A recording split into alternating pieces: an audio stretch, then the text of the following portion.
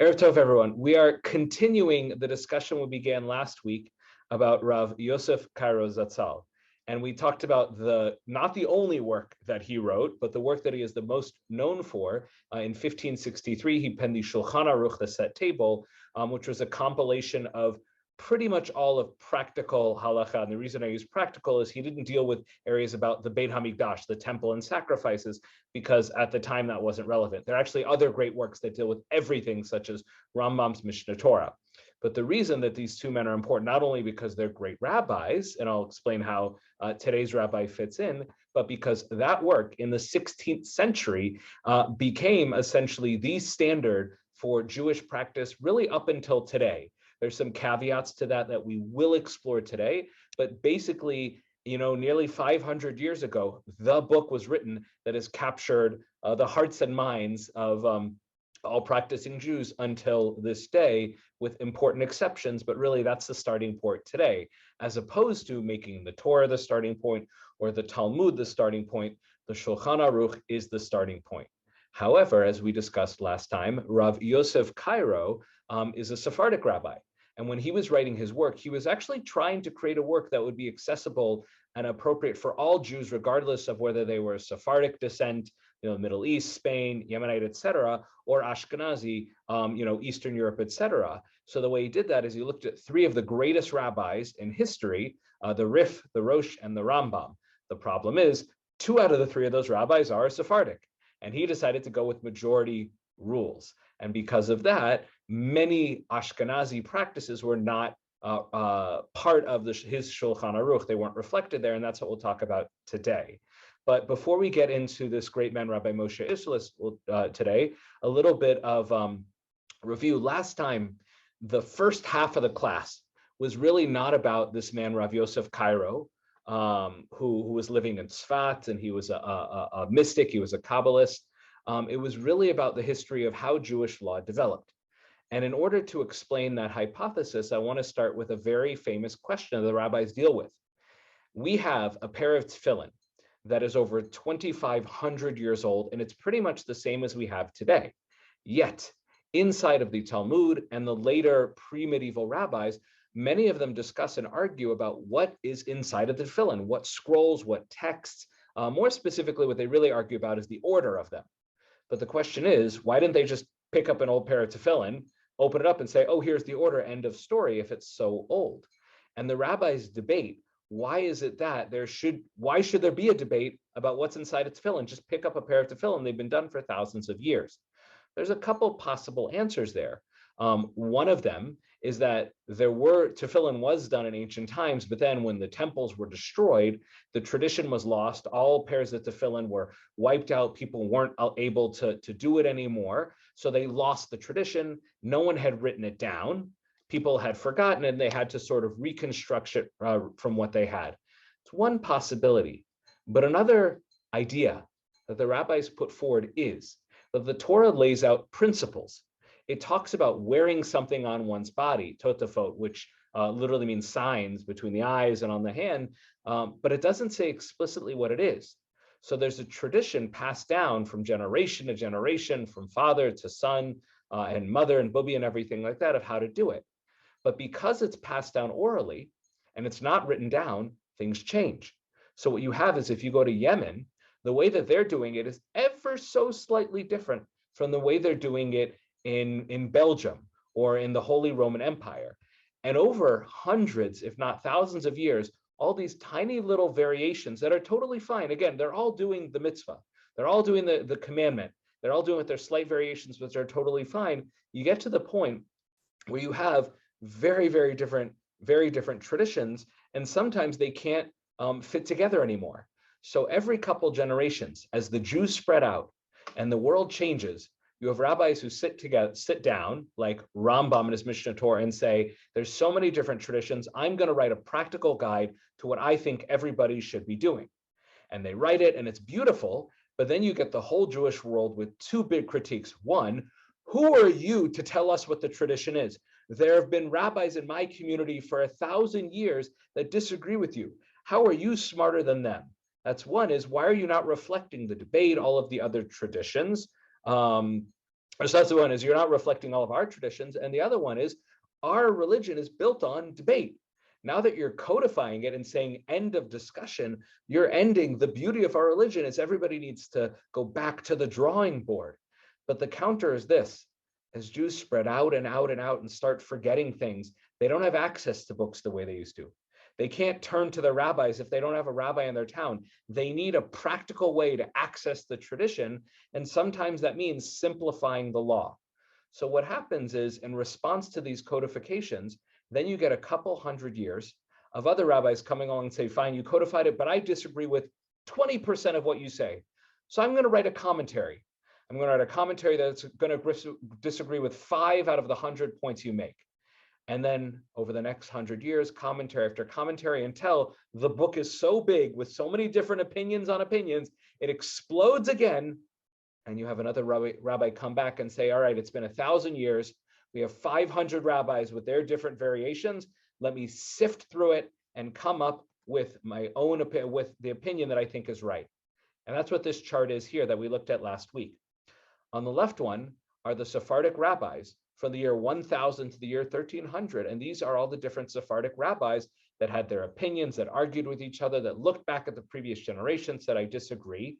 And the Shulchan Rav Yosef Karo picked the 3 big ones, Rif, Rambam, and Rosh. It was Ashkenazic, but he moved to a Sephardic country.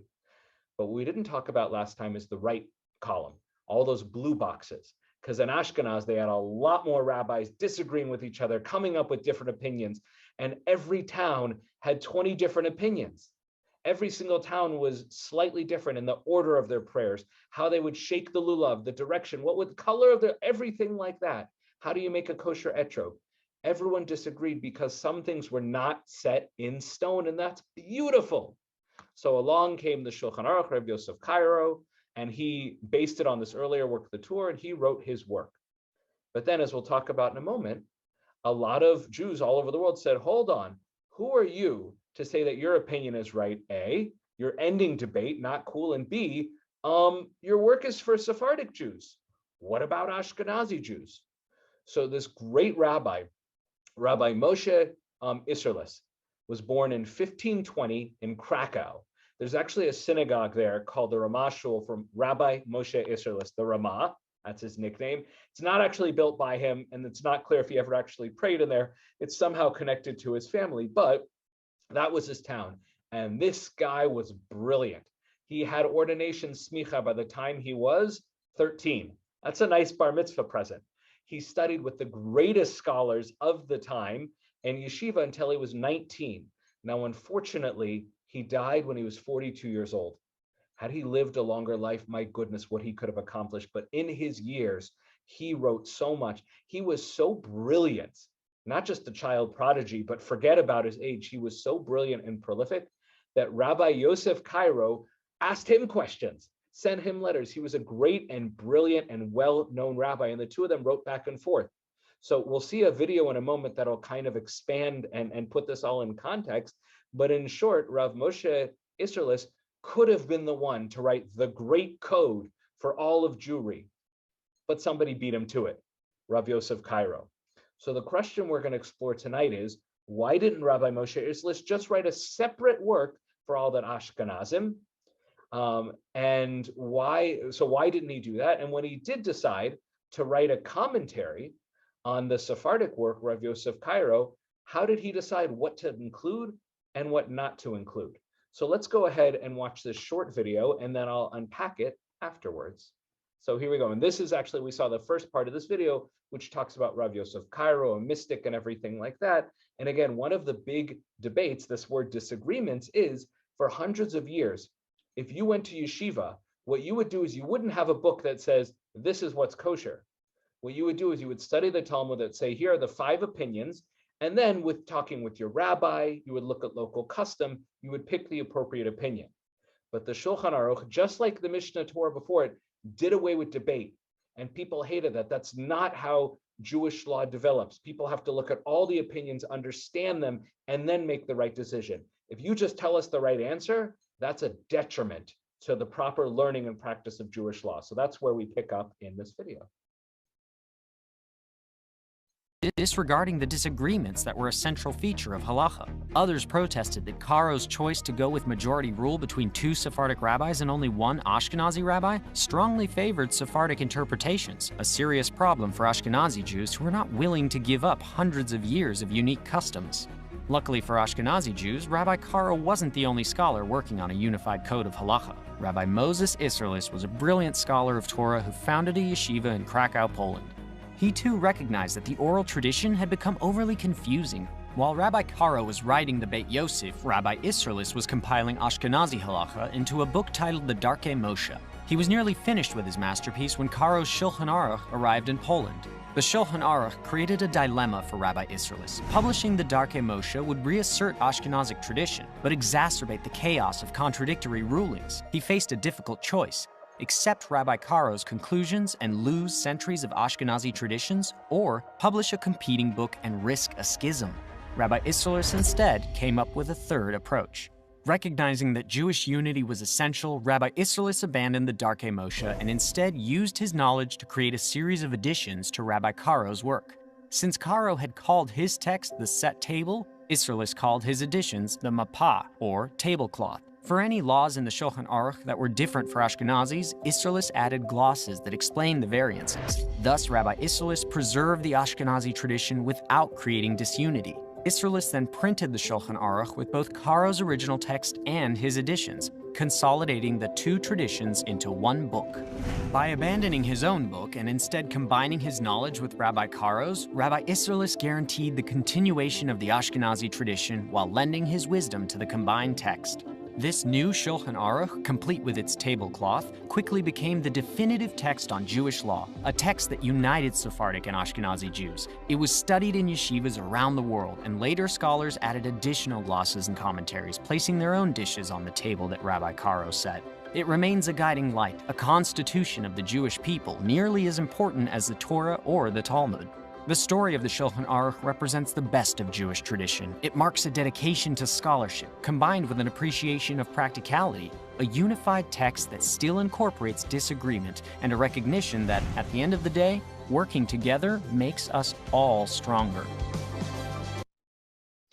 So there's a lot of beautiful things that this video does. One thing I will point out, though, is it talked about how Rabbi Moshe Isserles, who became basically the chief rabbi of Krakow, started a yeshiva. One of the cool things about it is the tuition there was 0. Why? Because his father and he himself were very wealthy.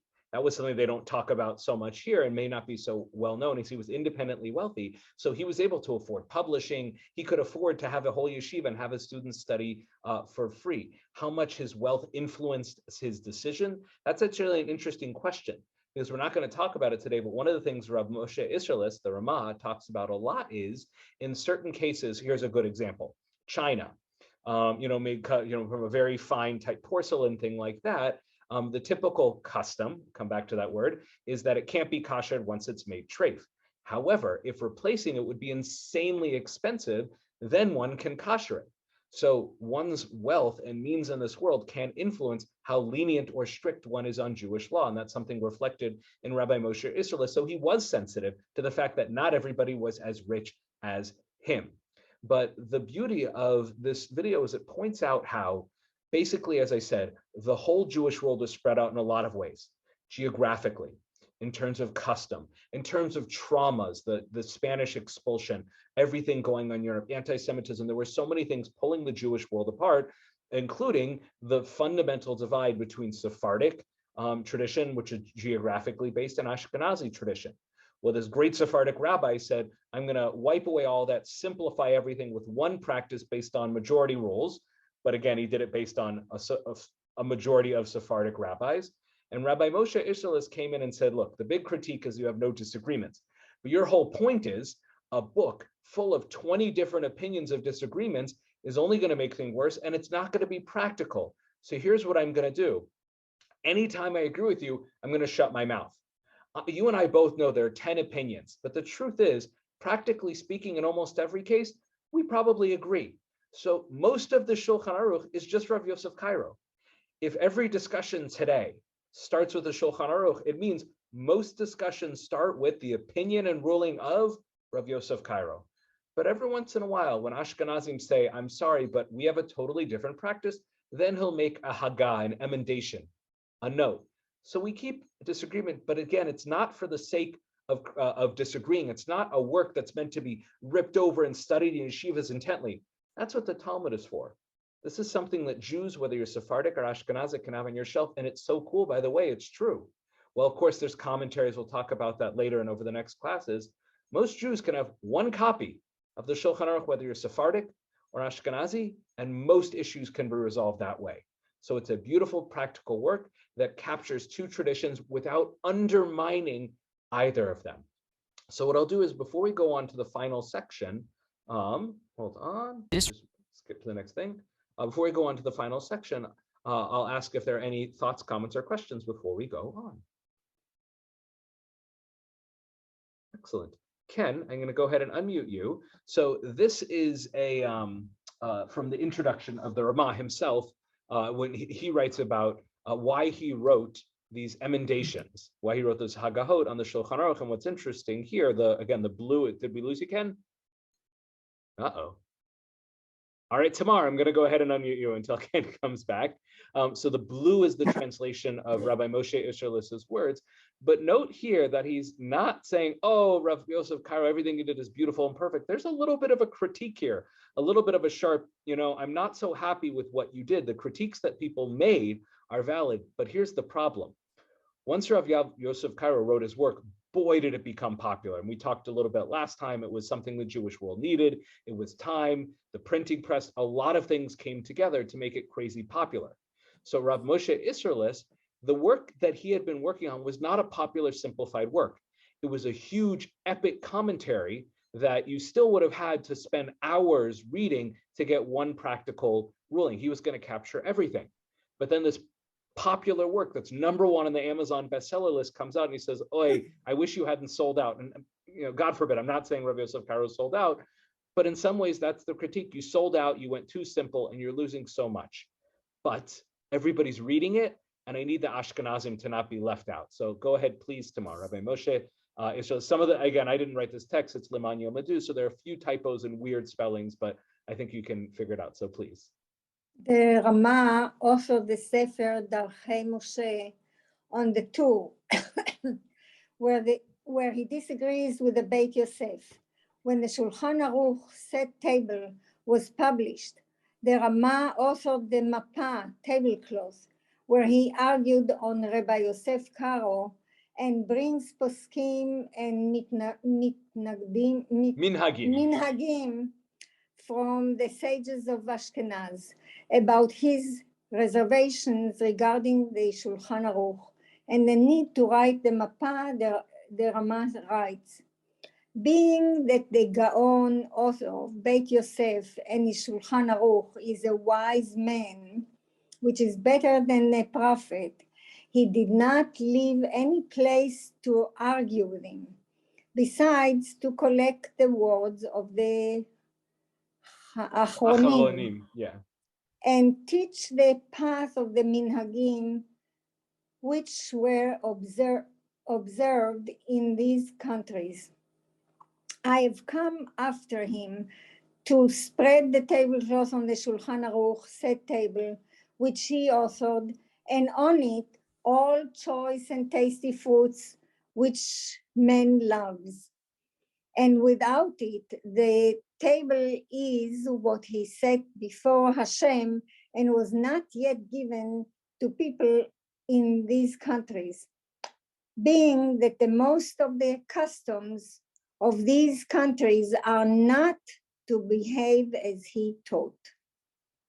For the sages have already taught we do not derive from generalities, and certainly not from the generality which the aforementioned Gaon decided on his own to rule based on the Rif and the Rambam, when most of the Achronim argue on them.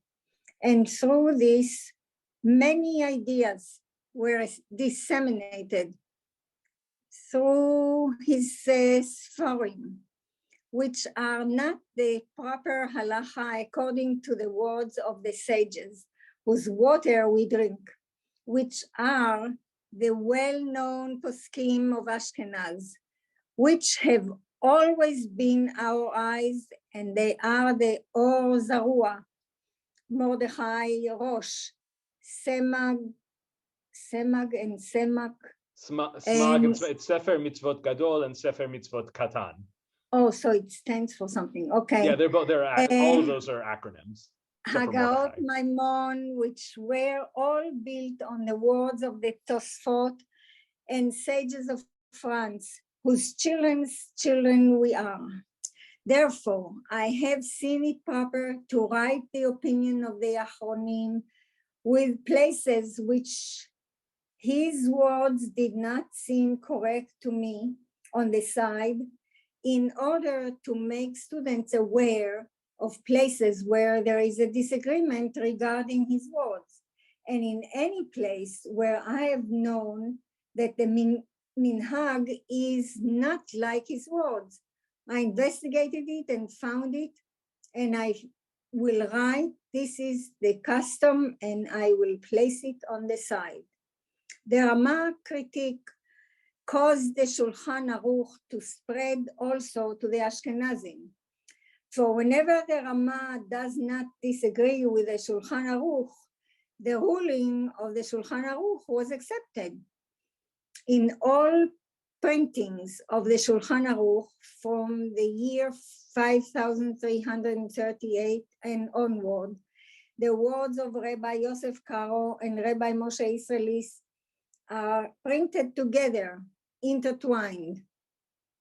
The words of Rabbi Yosef Karo is in square letters, and the Rama words in Rashi letters, usually with a header of Hagaha note. Excellent. So that last note they put here, again, usually it's not always true. Sometimes it's in the regular Hebrew printing we know. Sometimes it's in they call it Rashi script, but Rashi never wrote in that script. It was some Spanish printing. But probably the most important thing that the Rama wrote here is when he talks about being children's children, which basically is this. He says, look, we have lived in a different country. If you in Spain had this custom, that's great, but we've been living in France and Germany and all these places in Poland and Krakow for hundreds of years, and my bubby did something very different. Now, what does that mean different? Again, everybody agrees that you can't eat pork. So where are the things happening up? A lot of it has to do with prayer and the holidays. Most people are gonna, agree about what's kosher or not, but that's not even true in all cases. And we're not gonna go through every single disagreement. But for example, it's not clear that there's a mitzvah in the Torah to pray, but the rabbis debate that. But let's say there's a mitzvah to pray, but it doesn't say what that is. So in the Talmud, the rabbis say that prayer is the Amidah, the 18 blessings, now 19 blessings. And of course, you say the Shema. So why isn't every Siddur 10 pages long max? Why is it hundreds of pages long? Well, in every generation, people added their own prayers. They either decided to add Psalms, Tehillim, or they wrote their own poetry. And guess what? The prayer books that they wrote in Algiers and the prayer books that they wrote in Krakow looked different. But those represented customs. There's a core mitzvah, a core principle, a core text, and then your town adds on in the spirit of, based on the, the principles of, and there's nothing wrong with that. But then comes along a rabbi and says, you know what, everybody has a different siddur, we should have one standard siddur. And people say, how dare you? What about the Dinan siddur? What about the Elman, the Lowenberg, the Cap siddur? There's nothing wrong with that. Tradition is fine because we've been doing it for hundreds of years. Tradition in some ways is as powerful, even more important in some cases, than what the law and the principles actually are. And you're coming to wipe out all of that tradition. That was the critique. But again, Rabbi Moshe Isserles had to make a decision. Do I completely reject what the Shulchan Aruch did, or do I compromise? And that's what he did. He made a compromise. He said, look, I'm not going to completely reject what you've done because it's so popular now and the Jewish world kind of needs it. But instead, I'll just include the mainstream Ashkenazi positions. But here's the thing. If the Shulchan Aruch with the tablecloth, the mapa, is what Sephardim do and what Ashkenazim do, you at most, with rare exception, you at most have two opinions. Well, what's the problem? There's still dozens of opinions out there. And what we'll learn about in the next classes is how people responded even to the Ramaz editions and saying, you still left out a huge chunk of the conversation. We disagree with your ruling. We disagree with how you figured it out. So to this day, there have always been not hundreds, but dozens and dozens of opinion. And to this day in 2022, 5782, people still go back to earlier sources and say, by the way, that's not the way the Siddur should be printed. That's not the way to shake your lulav. That's not the way to decide if an etrog is kosher or not. How is it possible that we still disagree? Because it all harkens back to there was one general principle and every town did it with their own flavor. And while the Shulchan Aruch kind of sort of wiped out a lot of that, practically speaking, those opinions are still quite literally on the books. And again, the next couple of classes we'll look at that. So when you say it's 2022, haven't we figured it out already? Well, the problem is that the way we figured it out is every town had their own custom and we kind of buried that for generations. And one of the interesting things is the question about why did the Shulchan Aruch, why was it so accepted? Because before the Shulchan Aruch, the way that the rabbis figured things out, the rabbis known as the early ones, the Rishonim, medieval sages, is they looked at the Talmud, they looked at all the opinions, and they came up with new opinions, and they ruled based on each context in each case, and that was fine. But Rav Yosef Cairo came along and said, that's done. Literally, I am closing a book on an era. The Rishonim are done. We can no longer come up with new opinions or new ideas. All we can do now is look what's already written and figure out which one based on majority rules, what the custom is, but we can't come up with new ideas. Now, of course, there are exceptions to that. But by him basically saying the canon is closed, just like the Torah, the rabbis at some point canonized the Torah. There's no more prophets you can add in. And the Talmud. And then the rabbis canonized the Talmud. You can't add anything to the Talmud. And Rav Yosef Cairo came along and said the previous generations, all of these great rabbis, Rashi, Rambam, Ramban, the rabbis who are listed here, the Ashkenazim one, the Or Zarua, the Mordechai, the Rosh, he said that canon is closed. All we can do now is look at what's already been written and figure out what the correct opinion is based on certain principles. And once he did that, he basically tried to shut down hundreds of years of debate. That was both the critique and also why he was so successful, because he literally created a new era in Jewish law. He's the one who created a new idea of codifying Jewish law. No one had really quite done that before. You could say the Rambam did, and he got ripped apart for it, but the Shulchan Aruch did it with the Ramah quite successfully. So what I want to do now, I'm trying to think if we're going to skip the left column here. It talks a little bit about his methodology, but it's not so clear here. But the right one I sort of talked about, which is that Rabbi Moshe Isserles basically looks at custom. So what do people actually do? That's A. But the other thing, this little paragraph, it's actually from myjewishlearning.com, is that the teachers of Rav Moshe Isserles said, do not codify. Do not say what is the ruling. You can rule in a specific case. You can answer someone. Susan sends a letter to the rabbi and says, Rabbi, these are the 5 facts about my pot. Is it kosher or not?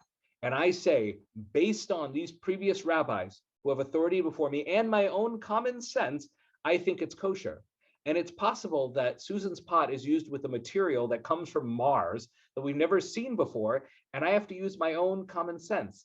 Well, Rav Yosef Cairo came along and said, no, again, I'm oversimplifying and leaving out important exceptions, but he basically says no more common sense anymore. The rulings are the rulings, end of story.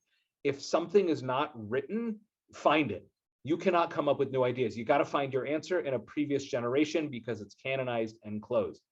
But Rav Moshe Isserles' teacher said that's terrible.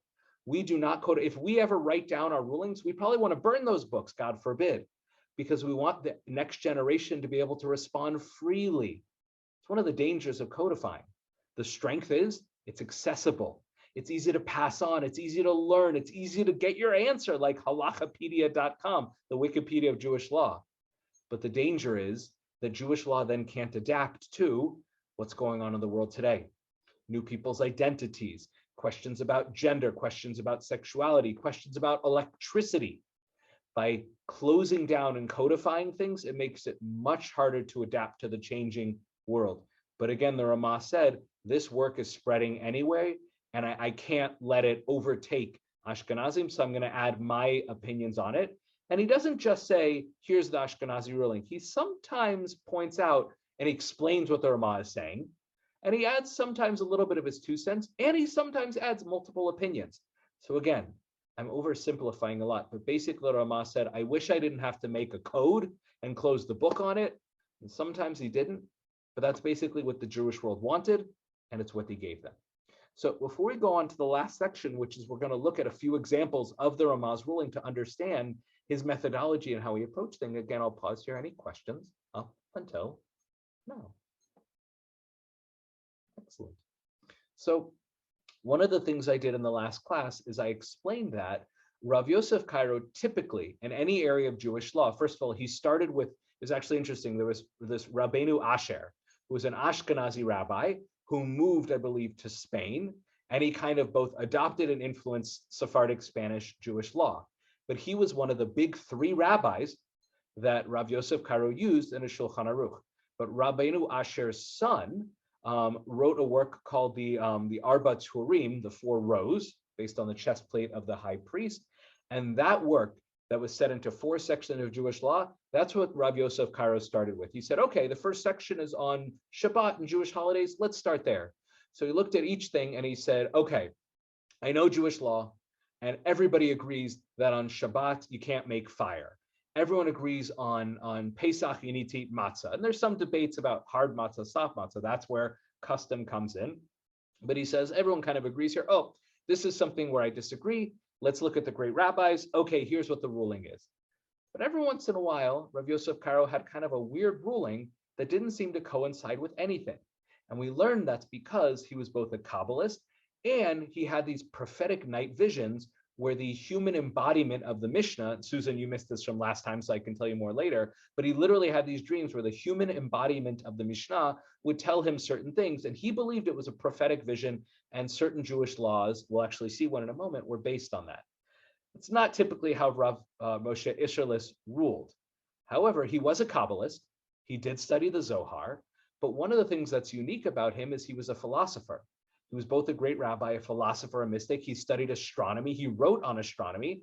So he was kind of scientific. And in fact, he actually got some pushback for studying texts, including of Aristotle, that didn't seem to fit into classical Jewish law. So again, this isn't just about how these rabbis rule. It's how the learning they were doing outside, how they weren't just straight from rabbis. Today, it's so hard to appreciate the disagreement, the debate, the nuance of these post-medieval rabbis, because today everything has become so art scrolled that there's a book you buy. This is the book on how you say blessings. And that's it. End of story. We're never going to print another book, which we obviously still do. And there's a lot of debate out there. But people are proposed today is the canon's closed. There's no more debate anymore. Yes, there is. But if we could see these rabbis and what they learned and how they learned, we'd see that Jewish knowledge was very much alive. So Rav Moshe Isserles wrote this beautiful book called Torah Ta'olah. And what he did is he actually went through all of the laws of the sacrifices. So I said in their Shulchan Aruch, they only dealt with practical stuff applicable today. But he did write a treatise on sacrifices. But more importantly, he talked about what the meaning of the sacrifices are. What's the philosophy behind it? And some people thought that's a little heretical. But he wrote explicitly in his work, Torah Ta'olah, this is a loose translation, but he basically wrote, it's preferable to understand everything because the aim of man, the whole point of man, is to search for the cause and meaning of things in this world. Basically studying philosophy and science, which sounds like Maimonides. In another place, when someone attacked him for studying philosophy explicitly, he sort of was a little defensive and he said, oh, I only study the philosophy of Aristotle when it's in Rambam's works. And he's a great rabbi. So even though he was heretical in his time, he's accepted today, right? Which is not 100% true, but he basically hedged his bets. But he said, look, I study philosophy because it's valuable. It's important to understand the world. So for him, he really did not like the idea of, here's the ruling. This is what's kosher. This is how you pray. Because the journey to get there, why we pray that way, why the rabbis had their different opinions in the Talmud meant so much to him. He wanted everyone to understand, why were you putting on talit? Why were you putting your feet together? He wanted you to be able to understand that in the text.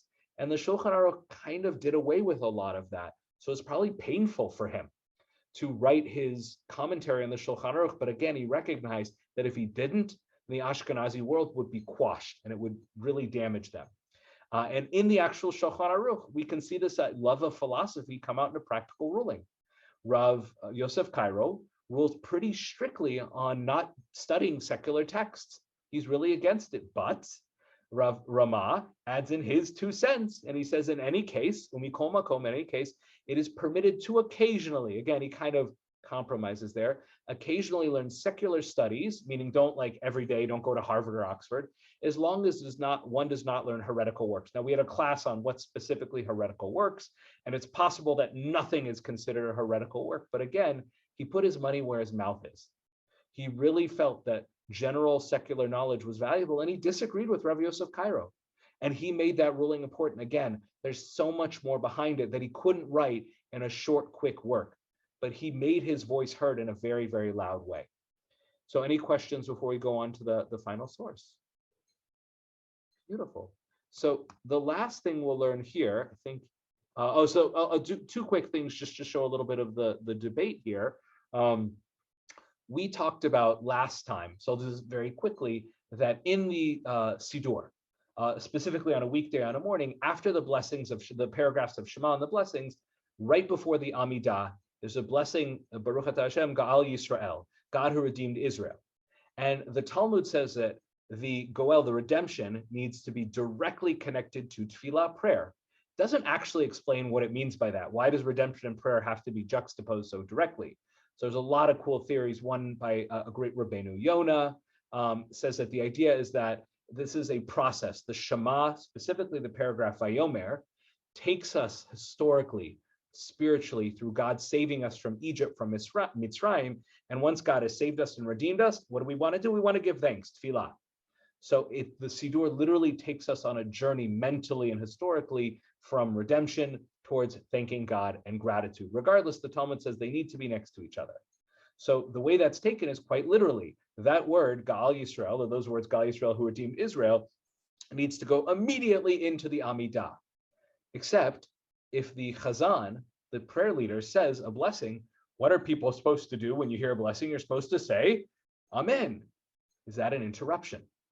So the reality is, for hundreds of years, most rabbis held that it's not an interruption because it's directly connected to the content.